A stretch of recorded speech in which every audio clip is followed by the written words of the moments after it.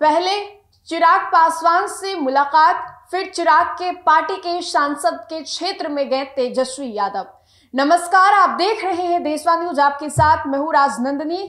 जैसे जैसे बिहार विधानसभा चुनाव नजदीक आ रहे हैं, ऐसे में राजनीतिक दल के नेता भी चुनावी तैयारियों में पूरे तरीके से जुट गए हैं। अभी हाल ही में जिस तरीके से पाकिस्तान भारत के बीच में जंग छिड़ा था, उसके बाद जो पूरा अटेंशन था वो उधर चला गया था। लेकिन अब जैसे ही बिहार विधानसभा चुनाव नजदीक आ रहे हैं, राजनीतिक दल जो है अपनी पार्टी को और धारदार बनाने की कोशिश कर रही है और इस कोशिश को अपनाने के लिए अलग अलग राजनीतिक दल के जो नेता हैं वो क्षेत्र में भी जा रहे हैं। कुछ अपने क्षेत्र में जा रहे हैं, कुछ अपने विधायकों के क्षेत्र में जा रहे हैं, तो कुछ ऐसे जगह पर जा रहे हैं जहां से उनको फायदा पहुंचे। अब ऐसे में आपको बताएं तो तेजस्वी यादव, जो कि अभी हाल ही में चिराग पासवान से टकरा गए थे, मुलाकात हो गई थी। अब ये मुलाकात पहले से तय थी या फिर ऑल ऑफ सडन हुई, कह सकते हैं ना कि कोइंसिडेंस थी या फिर पहले से तय था। अब ऐसे में जब चिराग और तेजस्वी की मुलाकात होती है, दोनों आमने सामने होते हैं, तो बहुत सारी बातें होती हैं। हालांकि दोनों खड़े थे, ज्यादा बातें नहीं हो पाई, लेकिन मुलाकात हुई, आंखों से आंख मिले। अब ऐसे में चिराग पासवान से मुलाकात करने के बाद बिहार के राजनीतिक गलियारों में भी हलचल काफी ज्यादा तेज हो गई है, क्योंकि चिराग ने जब मुलाकात किया कोइंसिडेंसली, तो उससे पहले चिराग पासवान ने लालू प्रसाद यादव को लेकर के एक बयान भी दिया था, जिसमें कि लालू प्रसाद यादव को लेकर के चिराग पासवान ने साफ साफ शब्दों में कह दिया था कि चिराग पासवान सबसे पहला व्यक्ति होगा अगर लालू प्रसाद यादव पर कोई उंगली उठाता है। उस बयान के बाद लालू प्रसाद यादव को जो लेकर उन्होंने बोला था, उसके बाद चिराग पासवान और तेजस्वी यादव की मुलाकात आमने सामने हो जाती है। अब ऐसे में कयासबाजियों का जो दौर है वो शुरू है, लेकिन इन सभी चीजों के बीच तेजस्वी जो है वो चुनावी तैयारियों में भी जुटे हुए हैं।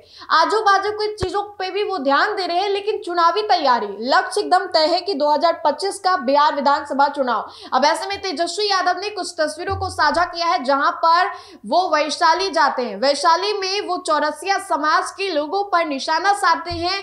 अब ऐसे में तेजस्वी ने कुछ तस्वीरों को डाला है, जो कि अभी आप हमारे स्क्रीन पर भी देख सकते हैं।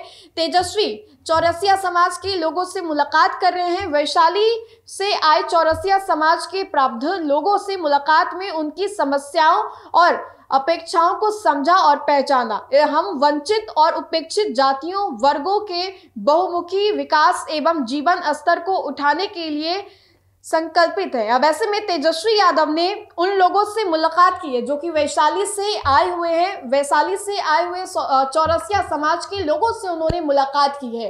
तो देखिए कि वोट बैंक को साधने के लिए सभी राजनीतिक दल जो हैं वो लगे हुए हैं। अब ऐसे में जब तेजस्वी यादव ने मुलाकात की है, तो ये भी बताया जा रहा है, क्योंकि केंद्र सरकार की ओर से ही ये फैसला लिया गया था कि देश भर में अब जातीय आधारित जनगणना जो है वो कराई जाएगी। हालांकि जब पिछली दफा जातीय आधारित जनगणना कराई गई थी तो आंकड़े कुछ और थे, लेकिन इस बार चूंकि चुनाव है तो ये कराना बेहद महत्वपूर्ण है और इसलिए भी कहा जा रहा है कि इसका खास असर बिहार में भी देखने को मिलेगा। वैसे में चिराग पासवान की जो पार्टी की सांसद है वीणा देवी का क्षेत्र है वैशाली, और वैशाली में चौरसिया समाज के साथ क्या हो रहा है, चौरसिया समाज के जो लोग हैं वो तेजस्वी से क्यों मुलाकात करने के लिए आ रहे हैं। तेजस्वी जो कि अलग अलग जगहों पर जा रहे हैं, सिर्फ ये पहली तस्वीर नहीं है, इससे पहले भी तेजस्वी ने कई जगहों पर जाकर के लोगों को संबोधित किया है, बातें की उनसे, उनके दर्द को समझा है। और मुद्दा यही है कि अगर विधायक ने काम किया है तो अपने काम को आप गिनवाइए, तभी आपको टिकट देंगे, वरना तलवार जो है वो लटक रहा है।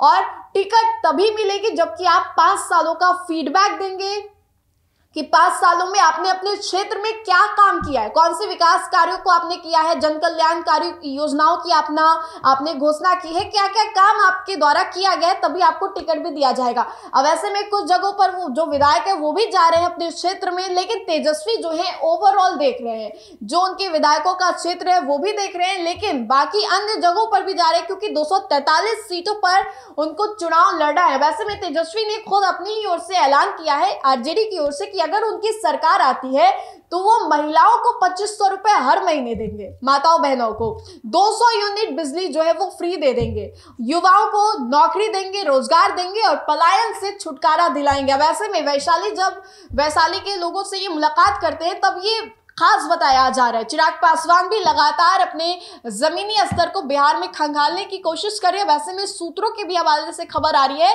कि 29 तारीख के बाद से चिराग पासवान जो है ज्यादा से ज्यादा वक्त अपना बिहार में देंगे, पटना में देंगे, अलग अलग जगहों पर भी जाएंगे, क्योंकि चिराग भी ये बयान ही दे रहे हैं कि उनको अपना प्रदेश बुला रहा है। अब तेजस्वी भी युवा भी हैं, चिराग भी युवा है, तो ऐसे में टक्कर जो है वो देखने वाली बात होगी। लेकिन चिराग पासवान के बाद कौन, या फिर नीतीश कुमार के बाद कौन एनडीए में, ये बड़ा सवाल है। और तेजस्वी जो है अलग अलग जगहों पर जा भी रहे। तो बहरहाल आपको क्या लगता है कि नीतीश कुमार के बाद कौन अगला बिहार का मुख्यमंत्री बनेगा? अपनी राय आप कमेंट के माध्यम से जरूर बताएं। अगर आपको हमारा ये वीडियो अच्छा लगे तो लाइक करें, हमारे चैनल को सब्सक्राइब करें। बहुत बहुत शुक्रिया।